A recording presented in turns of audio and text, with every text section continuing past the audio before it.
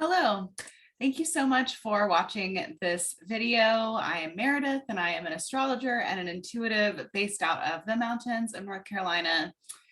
And yeah, it's pretty early here. I would say it's like, let's see, it's like 8:30 and I am wide awake.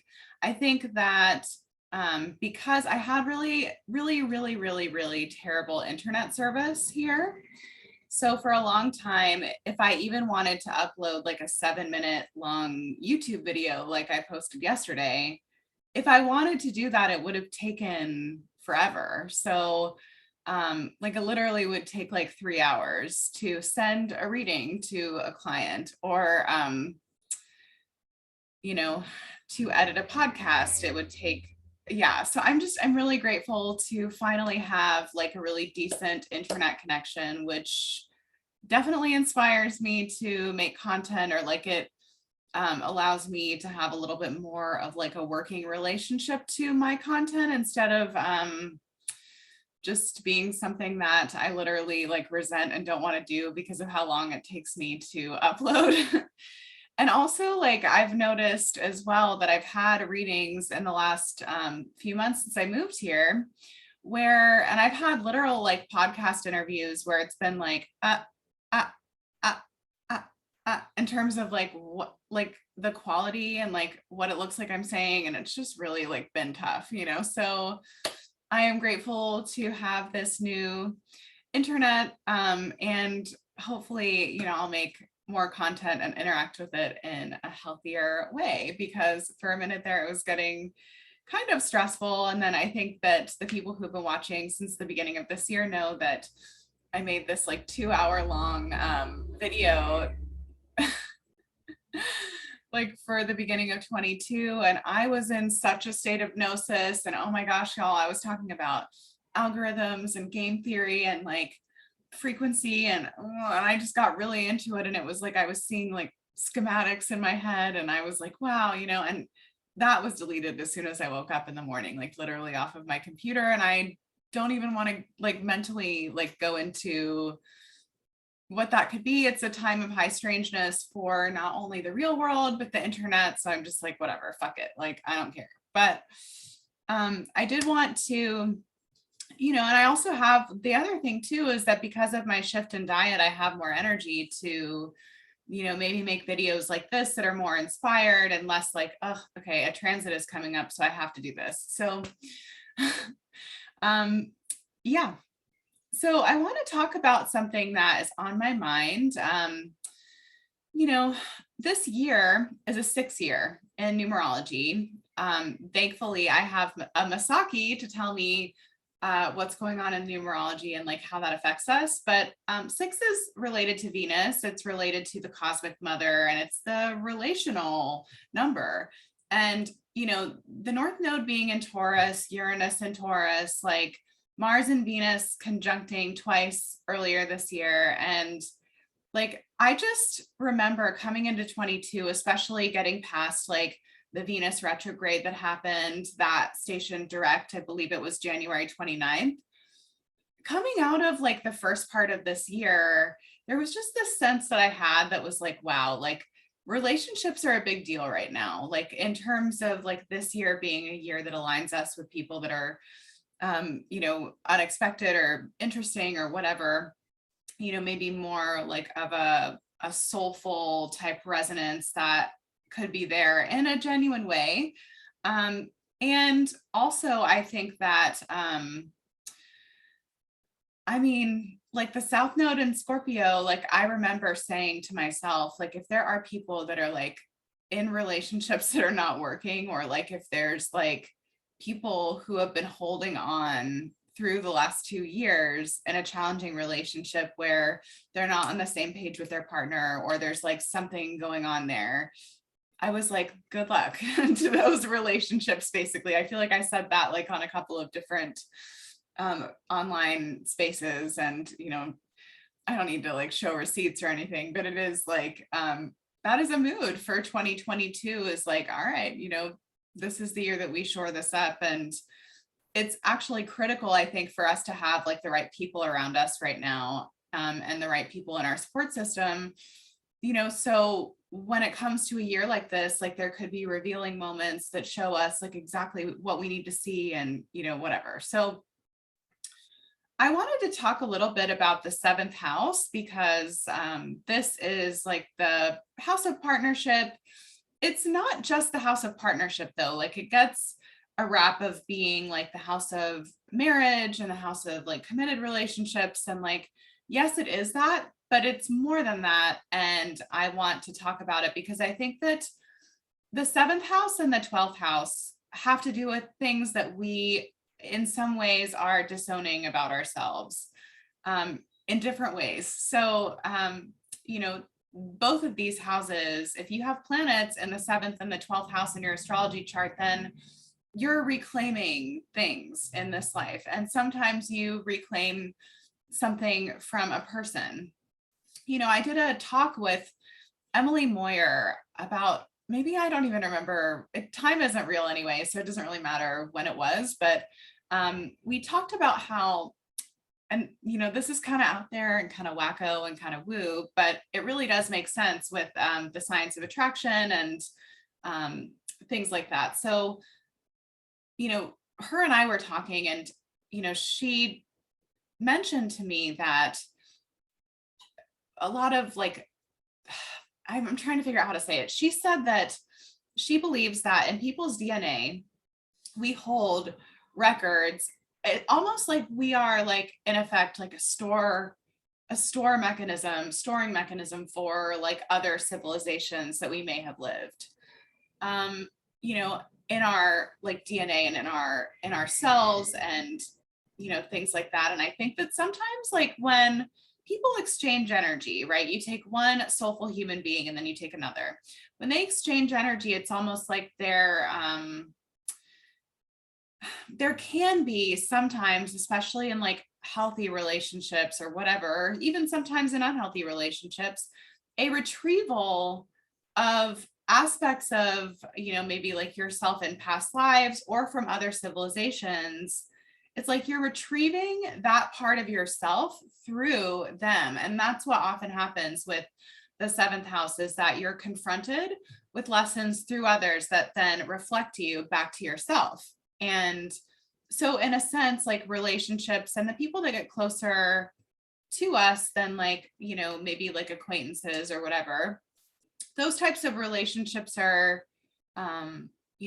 like kind of challenging us to look in the mirror, the dark mirror that can sometimes be other people and their behavior and whatever. So what I want to talk about though is also like energetic dynamics. And I think that this is important when it comes to at least the like psychological understanding of the 12th house, because, all right, like I'm going to use a classic example of a Libra rising with an Aries descendant or seventh house cusp or the start of the seventh house in your astrology chart, right? So, so I'm going to occupy the perspective of a Libra rising.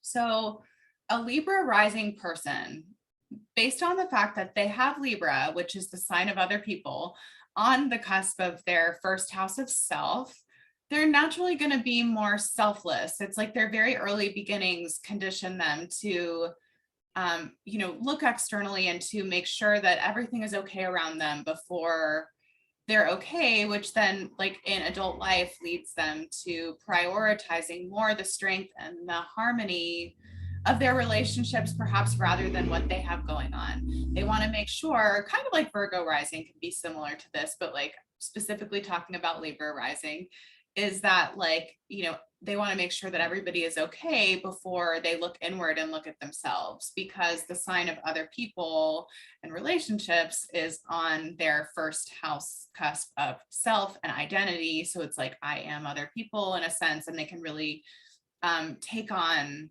the identity that other people set for them, until usually there's this glorious time in the life of a Libra rising where they take the gavel and they're like, fuck no, I am not pleasing other people anymore. I'm doing this for myself. And that's a pretty good place to be for a Libra rising, but it takes some time to get to that point. And what you see is like a people pleasing, conflict avoiding kind of selfless, maybe giving yourself away kind of energy a little bit, especially like in the early part of your life when you are still kind of like, navigating your conditioning.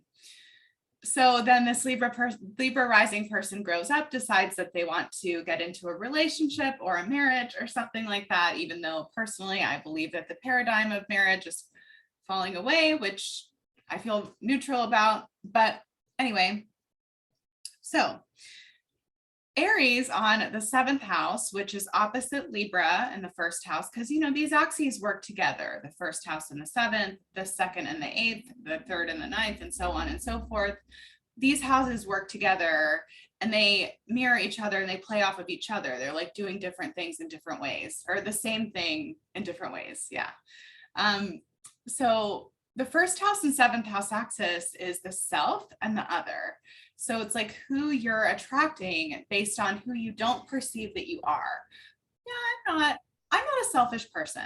Say this is like in the Libra rising example. Yeah, I just like to focus on others. I don't like to, draw attention to myself or, like really initiate things in the world, or, because if you think about the traits of Aries, it's very like action packed, it's initiating things, it's going for it. So that, like Aries on the descendant, if you think about somebody with the Libra rising who's naturally selfless saying, yeah, I'm not selfish and I just prioritize other people, da, da, da, da. So what's happening as they're doing that is they're pushing the energy of selfishness to the outside of their field. Like, no, I'm not. No, I'm not. I'm not that. I just focus on other people. I just whatever, right? And then if you think about the aura or the electromagnetic field of a person that, surrounds them, that quality is getting pushed to the outside of their field where it's going to be a resonant match for the closest selfish person who is going to, with Aries on the descendant, make their relationship, be it a friendship, platonic relationship, or a platonic friendship, or a romantic relationship, or a familial relationship, it's going to make those relationships like about the other people, because you yourself as a Libra rising have said that you are, selfless, or that you're like, I just like to, I'm not I like to, help other people, and right, it's like that energy. So who is drawn to you? But I mean, people who need help, but also people who want to focus on themselves, people who maybe don't take your feelings into consideration if you're, this proverbial person, right? So this is where the hack comes in, because if you're a Libra rising, then all you have to do literally is focus on yourself a little bit more and like be a little, invite in that like sacred selfishness, because then that energy that you're pushing to the outside of your field that then, attracts who you're coming into contact with, you're pulling that energy a little bit more into your being, you're a little bit more integrated. And that effect really does have, I feel like it's made a difference in the life of the Libra risings that I've met, because what can tend to happen when your locus of control, or like your identity, is so far outside yourself, you can sometimes say, okay, like this isn't healthy for me. Like you get kind of like blown this way and this way by the wind, and you're like, all right, it's time for me to be a little bit more discerning with maybe where I place my relational energy. It's time for me to chill the fuck out, so to speak, and to care for myself more. Then you start to notice that this Libra rising person begins to attract someone who has the really like high level qualities of Aries. Maybe like they balance each other out in a healthy way, perhaps, rather than the relationship being all about the Aries person, or the person that this Aries descendant has attracted. And another example of how this can play out with the same exact rising sign, Libra rising, is that, Mars is the ruler of Aries, and Mars is can be angry sometimes. And so you can have somebody who is like, no, I'm not an angry person. I'm just chill. I'm not an angry person. I'm not an angry person. I'm not easily irritated. I'm cool. I'm cool, man. I'm cool, because Libra rising does tend to have that, like, it's cool, man. It's a little bit like, can be a little leisurely, right? And definitely like doesn't want to get upset, doesn't want to get angry. Like if you think about this combination, Libra is Venus, Aries is Mars, that's like a Libra just wants to keep the peace mostly. So it's like, I'm not angry. I'm not angry. I'm not an angry person. But what is going on the inside is that because this Libra rising person was conditioned to deprioritize themselves and their own emotions, they're like, okay, well, I'll just repress. And it's like such an unconscious thing too, because that's the thing about our first house is it's not the most conscious. It's not the sun. So it's pretty unconscious, and it goes a little bit below the level of like conscious awareness. It's more instinctual and more like seen by others actually easily than it is by us. But okay, so this person's like, I'm not angry, I'm not angry, I'm not angry. And then who do they attract but a partner who has a short fuse and temper issues? This can literally like play out in so many different ways based on the rising sign, but I really did want to call attention to some of these energetic dynamics and, making sure that, you can really look into a lot with astrology when it comes to relationships. You can see your moon sign is gonna dictate like what your needs are and like how you need your needs to be met. And how do you navigate like emotions and things like that? That's your moon. So like my moon sign is Pisces, and so I think that with Pisces moon people, there's a tendency to want to like both and like fully merge with a person like completely and like have that it feel fated and like destiny and like whatever. And then there's also a need to like take complete space and like not just physically but like mentally and energetically. It's both, and because Pisces is that dual sign, it's the fish traveling in the opposite directions. So I would say having like a Pisces moon equals complex needs in relationships, especially depending on like the house and the aspects. But if you have your moon in Sagittarius or Aries, for example, then you're going to want to like, have a partner who is more spontaneous and doesn't need to spend so much time like in some of the intangible or emotional waters. Like you'll want somebody who has a lot of ideas, has a lot of excitement, things like this, at least on an emotional level. Like you're not trying to dwell there for too long.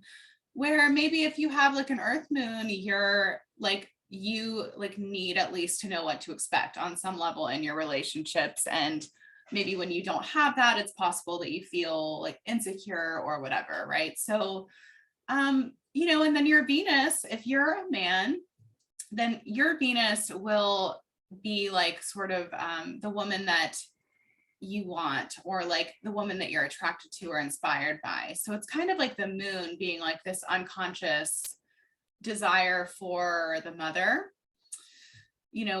kind of like a little bit like fucked up in the human brain, how we kind of attract our parents in relationships on some level, right?